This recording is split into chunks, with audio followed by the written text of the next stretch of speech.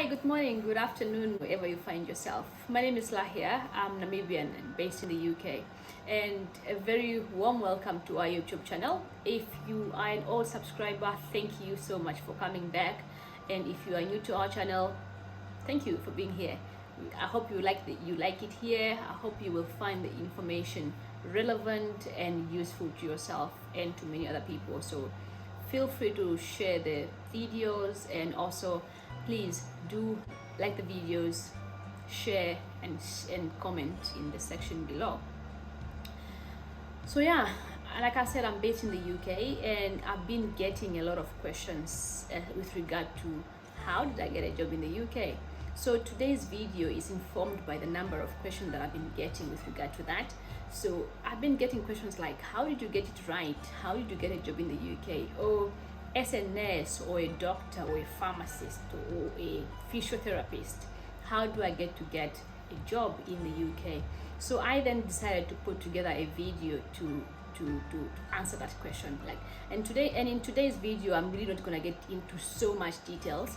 I'm just gonna start with the English test, because that is the entry point to the whole process of coming to the UK.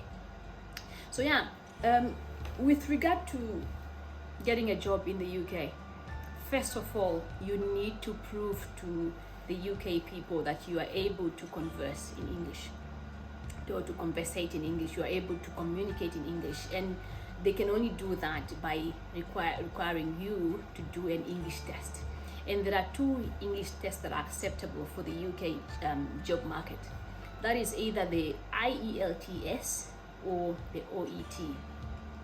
IELTS being the International English Language Test, and then the OET, which is the Occupational English Test. So these two tests are acceptable in the UK, and they have a specific score that you need to get for you to be able to get these jobs. So we start off with the IELTS. So the IELTS is booked through the British Council in your respective country. So you get onto their website, you look for the English test, and then you will find the available dates for the test.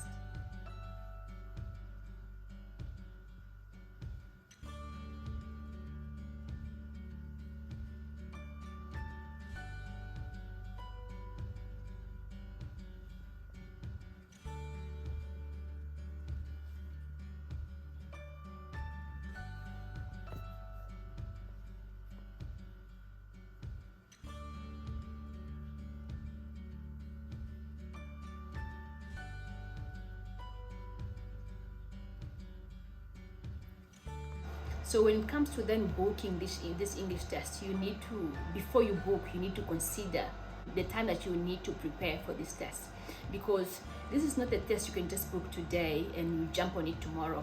You need to give yourself enough time to prepare, or else it will humble you. These tests are notorious. Yeah, they really have a tendency of humbling people. The English test will humble you. You don't just think that, yes, I know English, I can conversate, I speak English and all that, and think that you can just pass the IELTS or OET without any preparation whatsoever. It's very rare that you may be able to pass it without preparation, but in most cases, for you to be able to pass this test, you do need to put in some effort and put in some preparation time.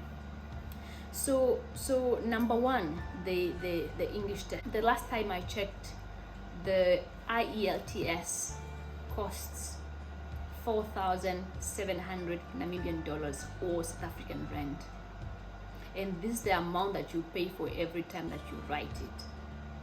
Yeah, 4,700 Namibian dollars or South African rand.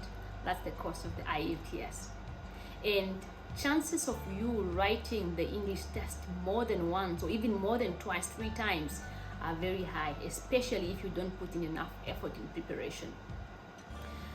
The requirements for the English test are these: that for you to be able to get a job in the UK, you need to pass the English test with a score of 7 in each band. It's 7 with the exception of writing, where they require 6.5.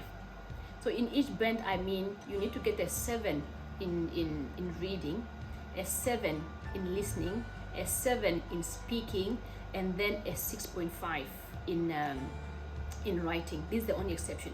This is the only one that has a bit of a lower grade, and this only came about, I think, around in 2018, where, because they were all 7s, and then at some point the writing changed to 6.5 because so many people were failing. Yeah, and they're not failing because they don't know English. They're just failing because it's just tricky how these people expect you to answer these questions. They have a certain structure, and they have a certain certain words that they want you to use, you know. So if you don't go according to that structure, according to how they want them answered, unfortunately you can't make it. So yeah, so you need to get a 7 in each band, with an exception of English, like with an exception of writing. So yeah, so you need to, before you even book a date, look at the preparation materials roughly, or look at the videos on YouTube, and give yourself enough time. Work out how much time you think you will need to prepare for this test, because you need to be very well prepared before you go and sit for this test, just to make sure that you at least passed at the first go, because otherwise the more you go, the more money you're gonna spend. So it's very important that you rather book a date that is far than not booking and thinking I'll book when I'm ready, because once, at least it helps to have a date in mind already, a date that is already set, because then that will at least push you to start preparing, as opposed to not having booked at all, and because you otherwise you keep postponing as to when to start preparation. So book a date that is far, even if it means giving yourself 3 months in advance. If you are then procrastinating, at least by the time it's only a month to go, you'll be pushed to start preparing. So give yourself enough time to prepare. And then there are a lot of preparation materials available online, but then you need to be very careful that, and make sure that you are using legitimate preparation materials, because there are many people out there who want to make money out of anything. So make sure you are looking at something that is accredited by the British Council and by the Cambridge University. So also the best way to get preparation materials is, once you have booked the English test online on the British Council website, they then open up the preparation materials for you. So you'll be able to get on there and print out the preparation materials and start preparing yourself, knowing that you're using the right materials, because the preparation materials are obviously in the same as the preparation materials are just the same as what you would expect or what you will see in the test. That's why it's very important to use the right materials, because otherwise, if you just use about any materials, you might be studying something that is right opposite of what you will be expecting in the test. So make sure you are using legit materials, and the British Council website is the right place where you can get the right material, and then you are assured that yes, I'm using the right materials. So, but these materials will only be open for you once you have made the payment, right? Yeah. And another way to also prepare, apart from the British Council website materials, you can also get onto YouTube. There are very, very useful YouTube videos that can help you with preparations. I remember when I was preparing for mine, I used a lot of E2 videos, like letter E2 videos with regard to IELTS. They really give very good tips, and yeah, I found them really, really useful. Especially they helped a lot with the writing. Very, very useful. So that is the IELTS. And then the second test is by the way, the IELTS is obviously available in most countries, as opposed to OET, which may not be available in certain countries or in a few countries. So yeah, so that was the IELTS. The second option is the OET.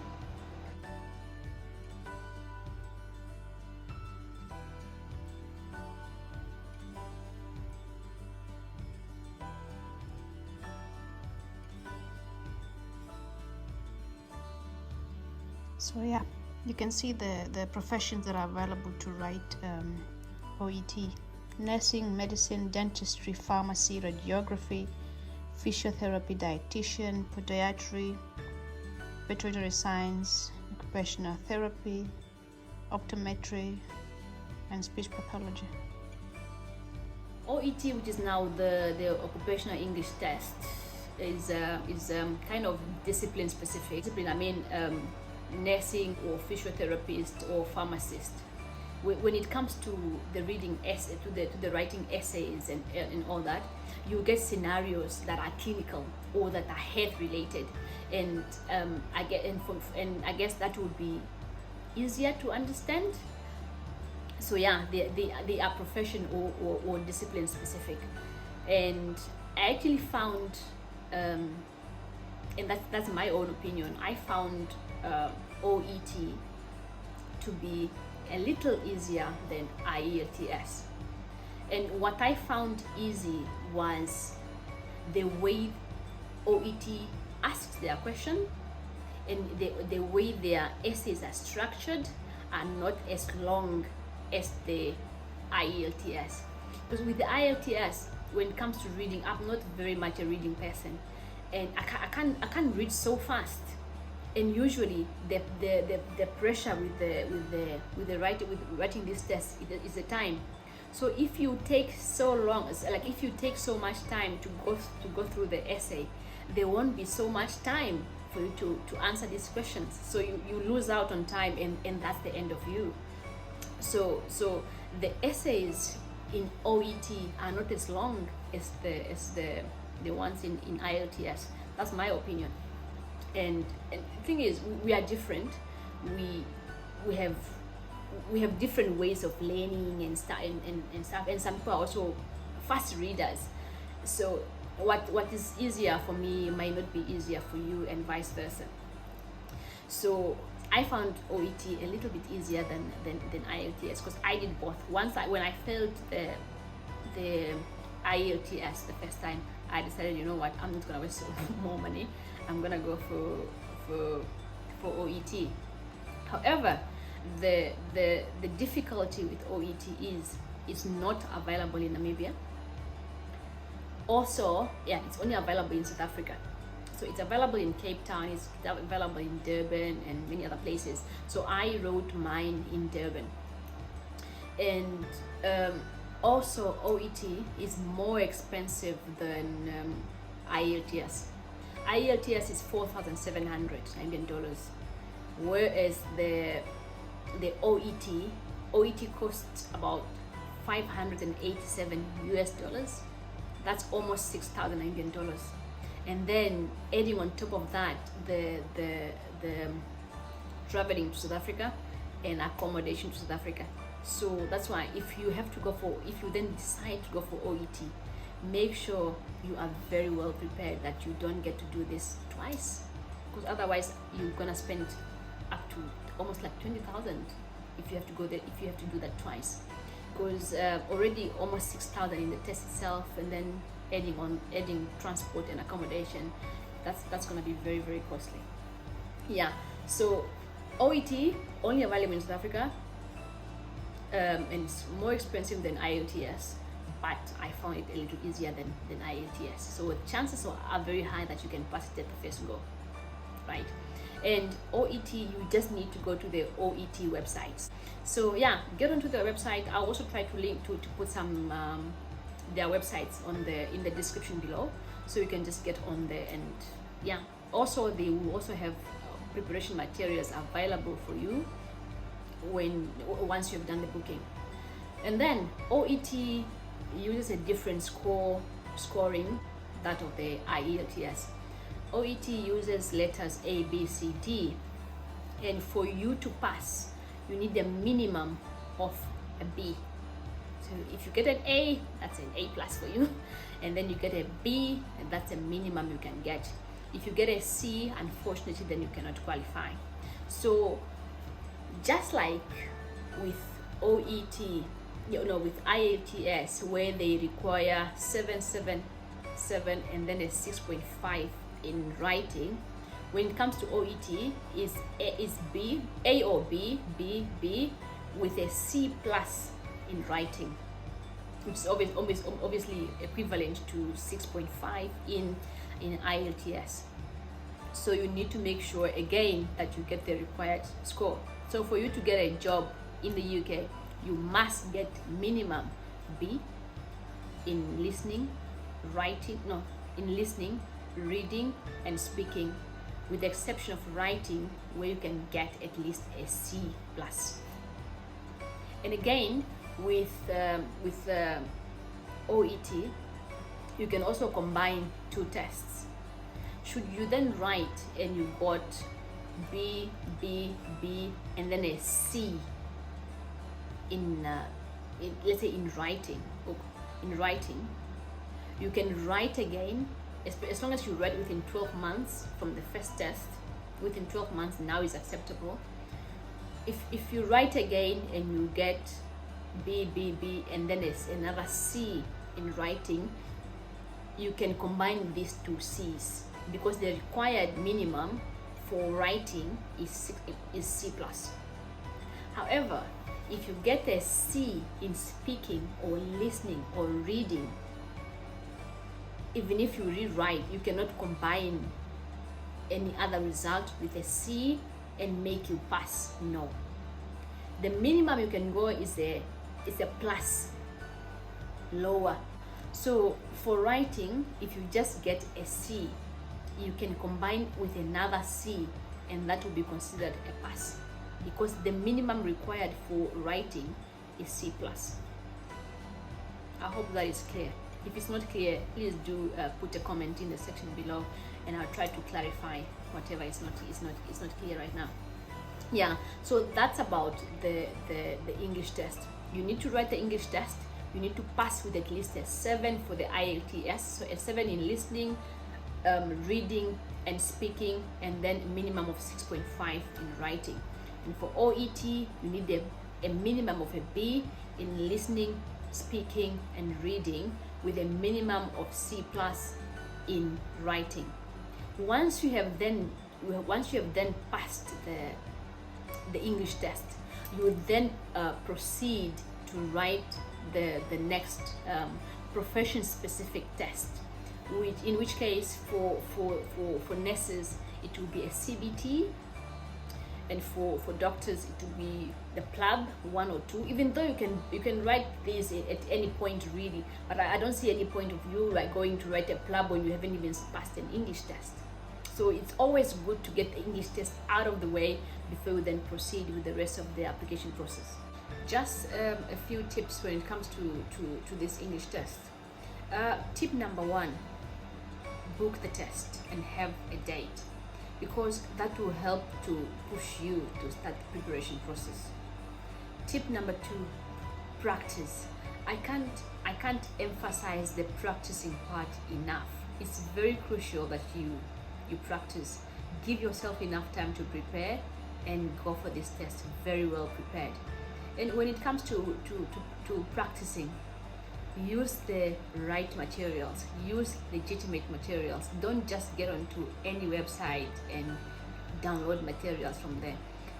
Get British Council or Cambridge University accredited materials, and then know that you are on the right track. Also, when it comes to preparing, prepare yourself as if you are in that test. If you know that let's say the writing part, let's say part 1, where you are expected to write 150 words in 15 minutes, time yourself.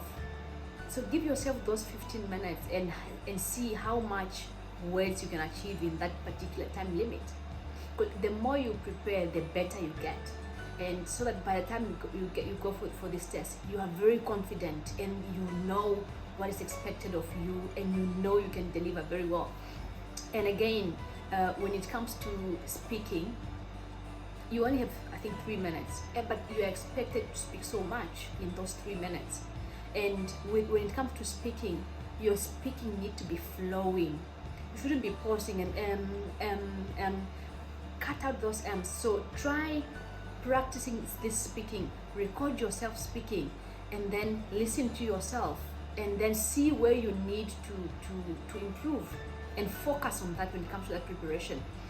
So really, Preparation is key. I can't emphasize that enough. And try practicing reading. Try skimming through a passage and see how much of a passage you can cover within a minute or two, and see and try to identify key words in a passage. And when you get passages, take note of the names of either places or people. Take note of the dates. Like, those are critical information when it comes to answering these questions related to these passages. So highlight them. And usually when it comes to answering questions related to a passage, they usually flow really with the passage. You wouldn't get question 1 in the first passage and get question 2 in the 10th passage. They would usually flow with the passage. Equally, you wouldn't get question 3 in maybe in the 4th paragraph and get question 4 in paragraph 1. They will usually go down with the passage. So when it comes to looking for answers, you'll be going down the passage, and that would help a lot, so that you don't waste information wandering around the passage in some paragraph that will give you no clue at all about the answer. So that's very important. But practice these readings. Practice reading. Try to read as fast as you can, because that will help you big time when it comes to the test.